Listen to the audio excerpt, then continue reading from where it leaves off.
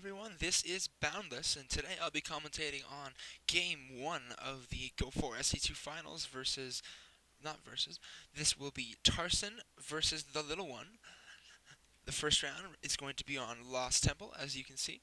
I'm going to be watching this replay on fast, so I can effectively commentate on it, and I'm going to be stopping in the middle to talk about things that I feel to be important. So let's get the production tab up here.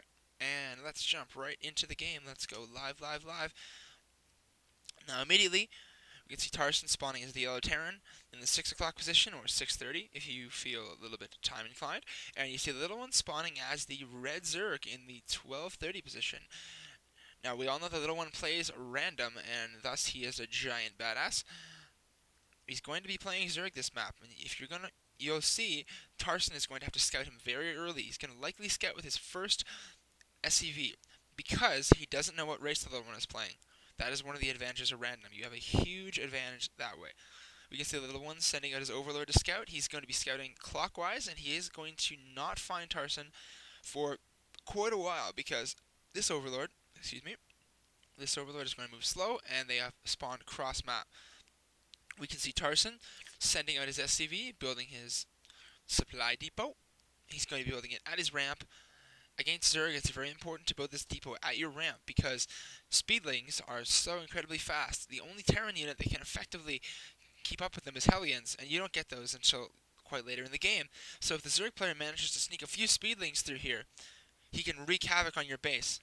So Terran players, block your ramp against Zerg, unless you're going for cheese, but forget about that. We see T-Load doing quite a standard build here. He's got 13-14 supply. You'll see at 15 he'll go right and put down his spawning pool. Here are his drones. The standard build for Zerg is 15 pool, 16 hatch. Right at his next drone, like we'll see the spawning pool go down. And right, as I said, there's the spawning pool.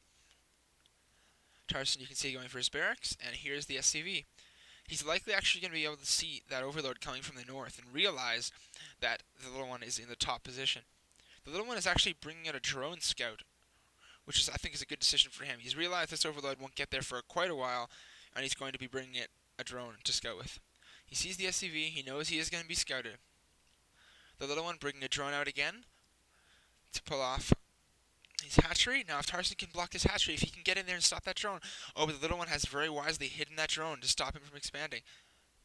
Has Tarson seen that drone? Has he seen the drone? He has not. The little one very wisely hiding that drone. And now, he's safe to expand. 300 minerals. Boom, there goes the hatchery. The little one has drone scouted. He has been properly seen Tarson's build. Tarson going for right into his orbital command. He's got his first gas. And the little one has gone for a gas steal here. If Tarson is going for any sort of mech build at all, that's really going to set him back. This is a very good move by the little one, considering that the early game play against Zerg is likely, or not likely, is very based around Hellions, and this gas will delay Tarson in getting his Hellions quite a bit. You can see Tarson bringing his units over. Oh, look what the little one has done. I need to pause. And that was one of the cheekiest moves I've seen for quite some time by a Zerg player. What he actually has done there was Tarson brought a Marine over to kill this gas so Tarson could take it and thus get his second gas up, like to go for a mech build. However, the little one canceled the extractor, got his minerals back, built something in his base with those minerals, his own gas, mined more, and then put this extractor back down again. And now this still forcing this SCV and this Marine to shoot. That is just some of the unbelievable micro by these top players. You can see what the little one is doing here. The gas steal again. He has a little bit of supply block, but that's not a big deal. And then he cancels it, and then he runs away. Tarson hasn't taken it yet, which is interesting. The little one running around, seeing the second barracks go down, and this supply depot, walling him in. The Marine should be taking out this drone if he can get a few more shots. No, it looks like the drone has managed to run around him. Oh, he's gonna be going for the steal again. Oh, and he has done it. That is awesome. You can see the little one here positioning his overlords around the map. One down here, checking for hidden expansions and hidden cheese. Tarson sending out another drone. just scouting with it. Look at that. He has managed to keep that gas alive. One SCV and one Marine are not enough to keep its hit points from going up. That is hilarious. And he actually cancels it again. The drone finally gets killed. The little one. Oh, actually, he's made his first queen. He's been scouted. Tarson knows that this expansion is up and running. This drone is going to get killed. Yeah, and there it goes. The little one, he's actually making a lot of queens. He's producing 2 more queens. This is very interesting. He's generally the accepted stigma for Zerg is 1 base per queen, or 1 queen per base is what I meant to say.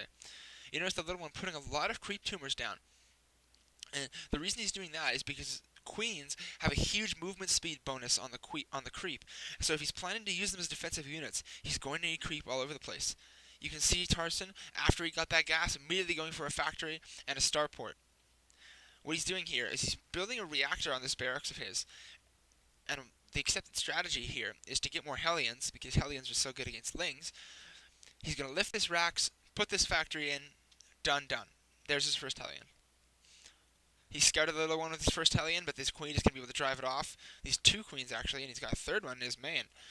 This is a very, very interesting play. He's going for a lair. Still actually only running off 1 gas. He hasn't needed more gas than that. Excuse me, a little bit tired there. Now, if you notice, a little pause here.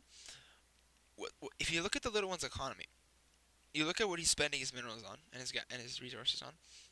He's mining very smart. He's mining a lot of minerals, and he's only taken 1 gas, and that's because he hasn't. Hang on.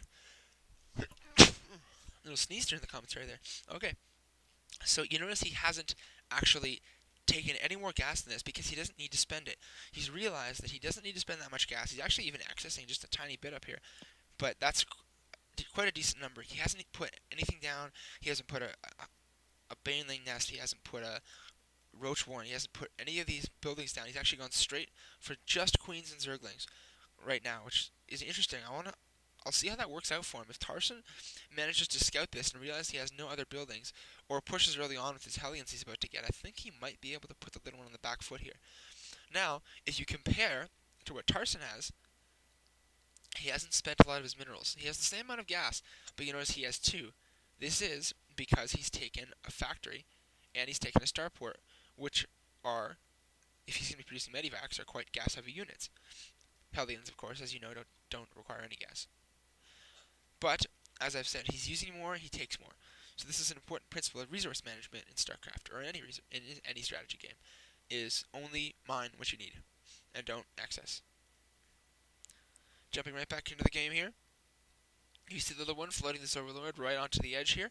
Checking for any hidden expansions. He should see these 2 Hellions moving out for harassment. You can see the swap that I was talking about there. Dropping the factory down onto this reactor. Now he can produce 2 Hellions at once. Little one about to lose an Overlord here. He's going to be building another one to his base to replenish that. And this medivac moving out he has not seen, because his Overlords don't have scouting there. So Tarson is looking around the map right now with 3 Hellions and a medivac, which is good. The little one has a spine crawler here. He's got 2 queens defending and a few lings. He should be able to hold this push off if Tarson decides to push into his base. You can see him floating his racks away. He's going to be building a tech lab on that rack, so likely. Yeah, there he goes. Tarson now putting down an expansion with that excess minerals that I said he's gathering. You can see he's accessing a little bit of gas. That's because he's only able to build 1 medivac, 1 banshee.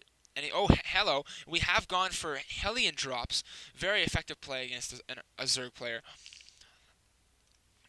And let's look at the 3 queens of the little one. Tarson has picked up and he has run away because these medivacs are damaged and the little one has 3 queens. You see how fast they move on the creep there. That was the point of all the creep tumors. The little one has been able to use those to defend. He has lost quite a bit of drones though. If you look at units lost, he has been at least 10 drones have died. He's dropping these Hellions again. I don't know if that's a wise play because they're going to get cut off by these Zerglings and these Queens. And he's likely going to lose them.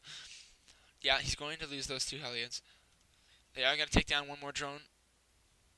2 more drones before he's microing them quite well. He's going around. He can't get near that spine crawler. That's going to poke him to death.